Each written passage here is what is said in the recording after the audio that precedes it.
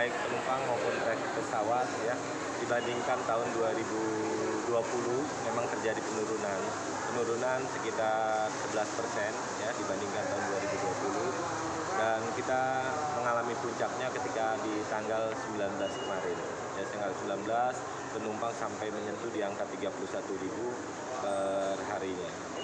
Saat ini penumpang sekitaran per harinya 16.000, 12.000, bahkan sampai 11.000. Karena prediksi kami ini sudah masuk liburan Natal dan Tahun Baru, dan akan terjadi arus baliknya nanti perkiraan kami sekitar tanggal 3, tanggal 2 lah.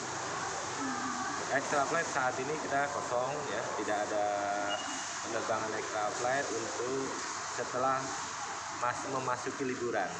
Tapi sebelumnya waktu itu ada sekitar 4 flight dari Sriwijaya dan Garuda. Saat ini kita sedang bekerja sama dengan Dinas Pariwisata ya. Nah, lagi menyiapkan tematik nanti untuk tahun baru, malam tahun baru, insya Allah ada tematik yang kita lakukan minimal untuk dengan tematik Christmas maupun New Year lah. Terkait dengan penurunan penumpang di masa liburan Natal dan Tahun Baru ini, dan pengaruhnya terhadap operating hours kami yang saat ini sudah 24 jam, kami rasa kami tetap mempertahankan operating hours kami selama 24 jam. Karena ini kaitannya bukan hanya terhadap Nataru, tapi untuk perkembangan bandara-bandara sekitar di Makassar.